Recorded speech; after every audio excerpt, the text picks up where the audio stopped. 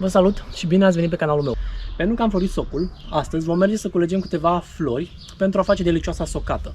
Chiar lângă casă și am lângă mine un soc plin cu flori. Vă voi arăta imediat cum procedez eu și cum prepar socata în fiecare an. Floarea trebuie ruptă în întregime. Nu rupeți cu frunze sau să rupeți aceste mici crenguțe ale florii. Luăm tot buchetul și așa îl vom păstra și cu foarte mare atenție ca să nu se scuture. Pentru că dacă o scuturăm, o să înceapă să cadă din flori unde avem toată aroma. Eu merg să mai coleg câteva flori și revin imediat cu continuarea rețetei și vă arăt exact cum o preparăm ca să vă iasă o socată foarte delicioasă.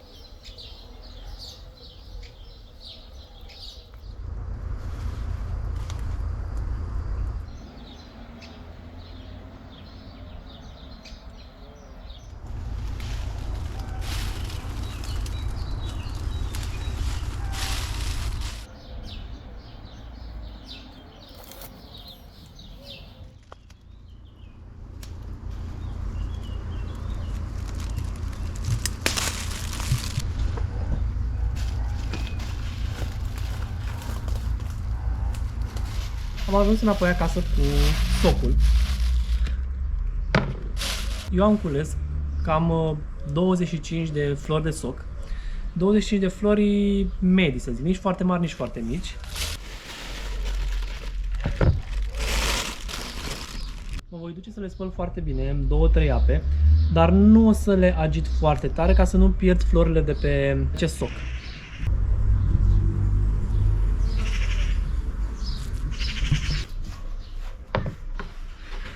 Am spălat foarte bine florile de soc și eu le-am luat pe fiecare în parte să văd dacă mai au ceva pe ele. Mai sunt gândaci și tot felul de lucruri printre flori, așa că dacă aveți probleme cu așa ceva, verificați-le pe fiecare. Imediat o să aduc vasele în care voi prepara această socată. Eu voi face în vase de 12 litri. De aceea o să pun cam 14 flori aproximativ de soc. În vas din acesta o să pun cam 14 flori de soc. Aproximativ 4 lămâi mai mari sau vreo 5 mai mici, 10-12 boabe de orez. O să ne ajute foarte mult să fermentăm tot sucul nostru. Dacă nu vreți să puneți boabe de orez, trebuie să puneți drojdie. Ori drojdie, ori boaba de orez. La 10 litri să puneți aproximativ 5-10, maxim 10 grame de drojdie. Să aveți foarte mare grijă. Și 1 kg de zahăr la fiecare 10 litri. Eu o să pun 1 kg la 12 litri pentru că nu vreau să fie așa dulce. Trebuie să fie un pic mai fresh acest suc și de aceea lăsăm mai puțin dulce.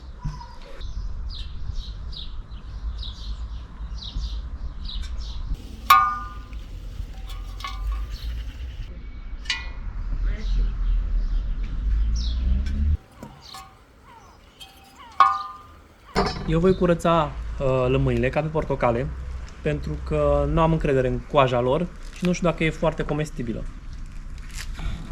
Și pur și simplu o să le curăț și o să le tai felii.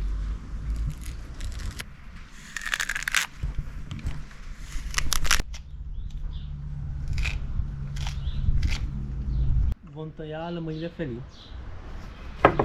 și le vom pune câte 4 în fiecare recipient.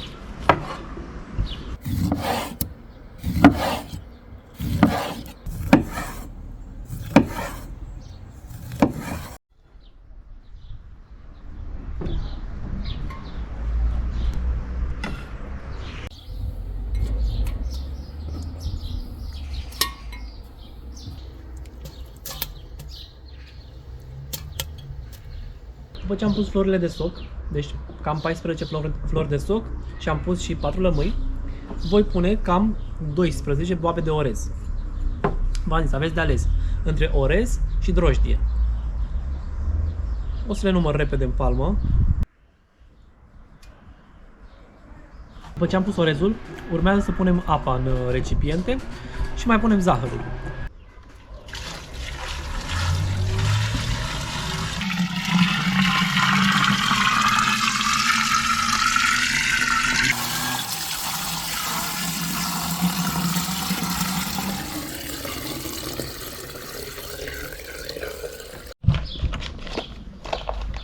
Acum voi pune câte 1 kg de zahăr la fiecare recipient. Deci eu am cam până în 12 litri și pun 1 kg de zahăr. Puteți folosi și miere în loc de zahăr, să știți. Acum le amestecăm foarte, foarte bine.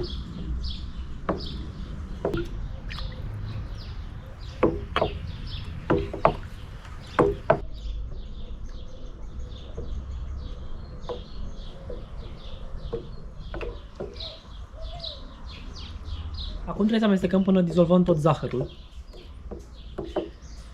să nu mai rămână pe fund deloc.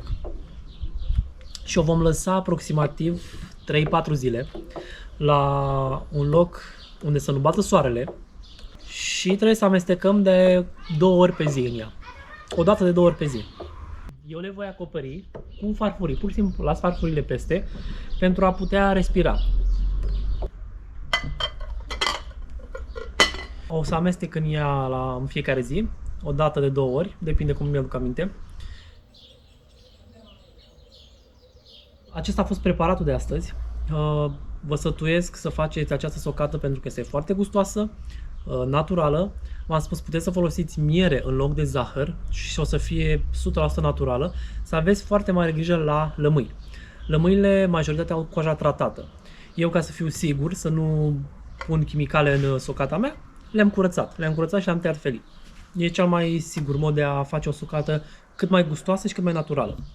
Dacă sunteți nerăbdători să gustați socata sau să consumați, puteți face separat gel limonadă, lăsați lămâia cu florele de soc 20 de minute într-un vas și după 20 de minute o puteți consuma, pentru că socul este foarte aromat, o să împrumute din aroma lui limonadei și o puteți consuma imediat.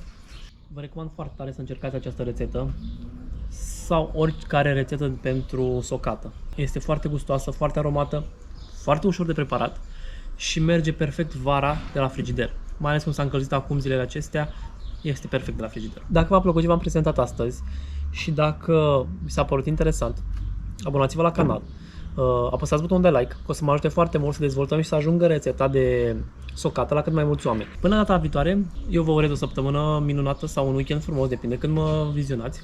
Și ne vedem la următoarea rețetă cu alte idei și alte preparate. La revedere!